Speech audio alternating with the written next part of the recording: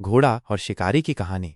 बहुत समय पहले की बात है। एक घने जंगल के किनारे बसे एक छोटे से गांव में अर्जुन नाम का एक निपुण शिकारी रहता था। अर्जुन अपने अचूक निशाने और जानवरों के व्यवहार की गहरी समझ के लिए दूर दूर तक प्रसिद्ध था। उसके पास एक बहुत ही खूबसूरत और ताकतवर घोड़ा था जिसका नाम बादल था। बादल सिर्फ एक घोड़ा नहीं था, वो अर्जुन का सबसे अच्छा दोस्त और उसका सच्चा साथी था। बादल अपने सफेद रंग, तेज चाल और वफादारी के लिए पूरे गांव में जाना जाता था।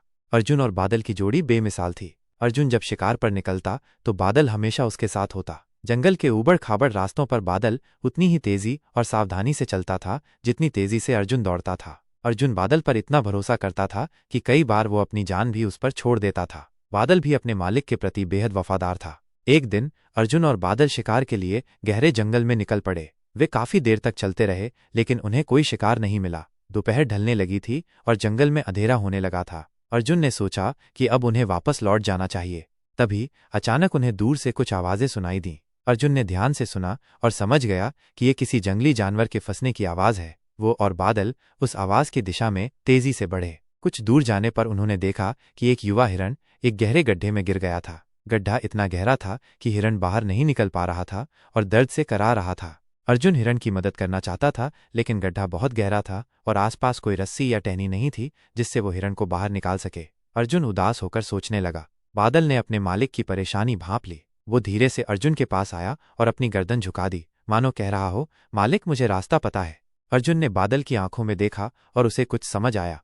उसने अपनी पगड़ी खोली और उसे एक मजबूत पेड़ की टहनी से बांध दिया। फिर उसने बादल की पीठ पर हाथ रखा और कहा, बादल, मुझे तुम पर भरोसा है, अगर तुम मदद कर सकते हो तो करो। बादल धीरे धीरे गड्ढे के किनारे गया और अपनी मजबूत टांगों को फैलाकर बैठ गया। उसकी पीठ अब हिरण के लिए एक सहारा बन सकती थी। अर्जुन ने धीरे से हिरण को समझाया, डरो मत, मैं तुम्हारी मदद कर रहा हूँ। धीरे धीरे बादल की पीठ पर चढ़ने की कोशिश करो।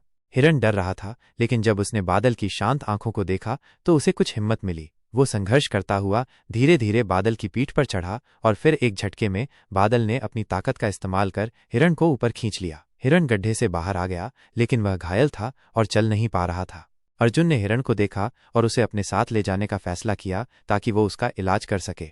उसने धीरे से हिरण को बादल की पीठ पर रखा। बादल बिना हिले डुले खड़ा रहा, मानो जानता हो कि उसे एक घायल जीव को सुरक्षित ले जाना है। वे तीनों अब वापस गांव की ओर बढ़ने लगे। जंगल में अंधेरा और गहरा हो चुका था और रास्ता भी मुश्किल था। तभी अचानक उन्हें कुछ डाकुओं की आवाजें सुनाई दीं। डाकू अक्सर उस जंगल से गुजरते थे और यात्रियों को लूट लेते थे।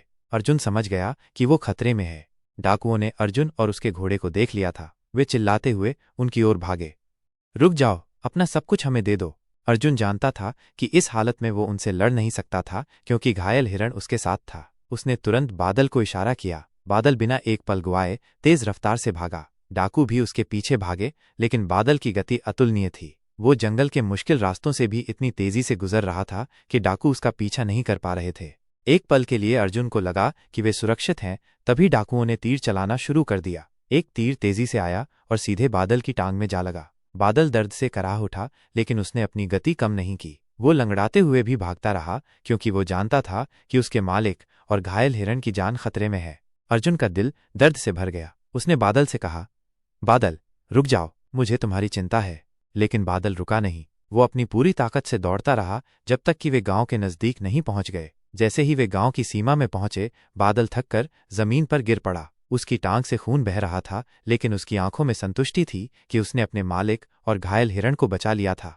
गांव वाले दौड़कर अर्जुन के पास आए। उन्होंने घायल बादल और हिरण को देखा। अर्जुन ने तुरंत बादल की टांग का इलाज करवाया और उसकी बहुत देखभाल की। उसने हिरण का भी इलाज किया और जब वो ठीक हो गया तो उसे जंगल में छोड़ दिया। बादल को ठीक होने में कुछ समय लगा लेकिन वो पूरी तरह से ठीक हो गया। इस घटना के बाद अर्जुन और बादल की दोस्ती और भी गहरी हो गई। गांव वाले बादल को अब सिर्फ एक घोड़ा नहीं बल्कि एक वीर और बुद्धिमान साथी मानने लगे। उसकी बहादुरी की कहानियां दूर दूर तक फैल गईं। सीख, इस कहानी से हमें ये सीख मिलती है कि सच्ची दोस्ती और वफादारी किसी भी मुश्किल में हमारा साथ देती है। दूसरों की मदद करना और निस्वार्थ भाव से काम करना हमें महान बनाता है। संकट के समय में हिम्मत और सूझबूझ से काम लेना ही हमें विजय दिलाता है।